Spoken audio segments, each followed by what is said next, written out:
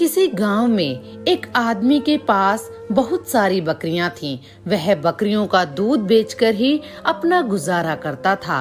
एक दिन उसके गांव में बहुत से महात्मा आकर यज्ञ कर रहे थे और वह वृक्षों के पत्तों पर चंदन से किरसन किरसन का नाम लिखकर पूजा कर रहे थे। वह जगह गांव से बाहर थी। वह आदमी बकरियों को वहीं रोज घास चराने जाता था। साधु हवन यज्ञ करके वहां से जा चुके थे, लेकिन वह पत्ते वहीं पड़े रह गए। तभी पास चरती बकरियों में से एक बकरी ने वो कृष्ण नाम रूपी पत्ते को खा लिया। जब आदमी सभी बकरियों को घर लेकर गया तो सभी बकरियां अपने बारे में जाकर मैं करने लगी, लेकिन वह बकरी जिसने कृष्ण नाम को अपने अंदर ले लिया था, वह मैं की जगह कृष्ण कृष्ण करने लगी, क्योंकि जिसके अंदर कृष्ण वास करने लगे उसका मैं यानी अहम तो अपने आप ही दूर हो जाता है। जब सब बकरियां उसको कृष्ण कृष्ण कहते सुनती हैं तो वह कहती, यह क्या कह रही हो? अपनी भाषा छोड़कर यह क्या बोले जा रही हैं? मैं बोल। तो वह कहती, कृष्ण नाम रूपी पता मेरे अंदर चला गया, मेरा तो मैं भी चला गया। सभी बकरियां उसको अपनी भाषा में बहुत कुछ समझाती, परंतु वह टस से मस ना हुई और कृष्ण कृष्ण रटती रही। सभी बकरियों ने यह निर्णय किया कि इसको अपनी टोली से बाहर ही कर देते हैं। वह सब उसको सींग और धक्के मारकर बाड़े से बाहर निकाल देती हैं। सुबह जब मालिक आता है तो उसको बाड़े से बाहर देखता है तो उसको पकड़कर फिर अंदर कर देता है, परंतु बकरियां उसको फिर सींग मारकर बाहर कर देती हैं। मालिक को कुछ समझ नहीं आता, यह सब इसकी दुश्मन क्यों हो गई। मालिक सोचता है कि जरूर इसको कोई बीमारी होगी, जो सब बकरियां इसको अपने पास भी आने नहीं दे रही। तो वह सोचता है कि यह न हो कि एक बकरी के कारण सभी बीमार पड़ जाएं। वह रात को उस बकरी को जंगल में छोड़ देता है। सुबह जब जंगल में अकेली खड़ी बकरी को एक व्यक्ति जो कि चोर होता है देखता है तो वह उस बकरी को लेकर जल्दी से भाग जाता है और दूर गांव जाकर उसे किसी एक किसान को बेच देता है। किसान जो कि बहुत ही भोला भाला और भला मानस होता है, उसको कोई फर्क नहीं पड़ता कि बकरी मैं कर रही है या कृष्ण कृष्ण। वह बकरी सारा दिन कृष्ण कृष्ण जपती रहती। अब वह किसान उस बकरी का दूध बेचकर अपना गुजारा करता है।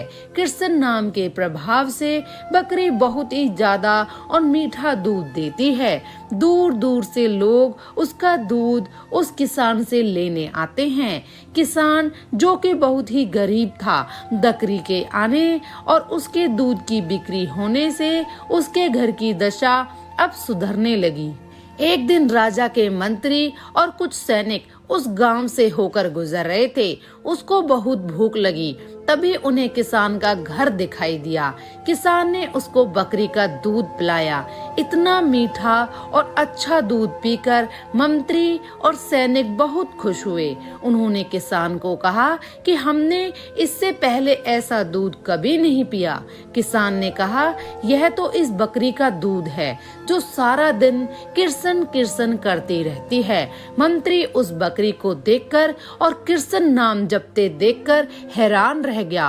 वो किसान का धन्यवाद करके वापस नगर में राजमहल चले गए। तभी उन दिनों राजमाता जो कि काफी बीमार थी, कई वैद्य के उपचार के बाद भी वह ठीक न हुई। राजगुरु ने कहा, माताजी का स्वास्थ्य होना मुश्किल है, अब तो भगवान इनको बचा सकते हैं। राजगुरु ने कहा कि अब आप माताजी को पास बैठकर ज्यादा से ज्यादा ठाकुर जी का नाम लो। राजा जो कि काफी व्यस्त रहता था, वह सारा दिन राजपाट संभाल ले या माताजी के पास बैठे।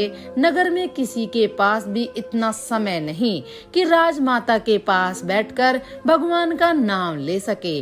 तभी मंत्री को वह बकरी याद आई जो कि हमेशा कृष्ण कृष्ण का नाम जाप करती थी। मंत्री ने राजा को इसके बारे में बताया। पहले तो राजा को विश्वास ना हुआ, परंतु मंत्री जब राजा को अपने साथ उस किसान के घर ले गया तो राजा ने बकरी को कृष्ण नाम का जाप करते हुए सुना तो वह हैरान हो गया। राजा किसान से बोला कि आप यह बकरी मुझे दे दो। किसान बड़ी विनम्रता से हाथ जोड़कर राजा से बोला कि इसके कारण ही तो मेरे घर के हालात ठीक हुए। अगर मैं यह आपको दे दूंगा तो मैं फिर से भूखा मरूंगा। राजा ने कहा कि आप फिक्र ना करो, मैं आपको इतना धन दे दूंगा कि आपकी गरीबी दूर हो जाएगी। अब किसान ने खुशी खुशी बकरी को राजा को दे दिया। अब तो बकरी राजमहल में राजमाता के पास बैठकर निरंतर कृष्ण कृष्ण का जाप करती। कृष्ण नाम के कानों में पड़ने से और बकरी का मीठा और स्वच्छ दूध पीने से राजमाता की सेहत में सुधार होने लगा और धीरे धीरे वह बिल्कुल ठीक हो गई। अब तो बकरी राजमहल में राजा के पास ही रहने लगी। तभी उसकी संगत से पूरा राजमहल कृष्ण कृष्ण का जाप करने लगा। अब पूरे राजमहल और पूरे नगर में कृष्ण रूपी माहौल हो गया। एक बकरी जो कि एक पशु है, कृष्ण नाम के प्रभाव से जो सीधे राजमहल में पहुंच गई और उसकी मैं यानी अहम खत्म हो गई। तो क्या हम इंसान निरंतर कृष्ण का जाप करने से हम भव से पार नहीं हो जाएंगे? जय श्री कृष्णा।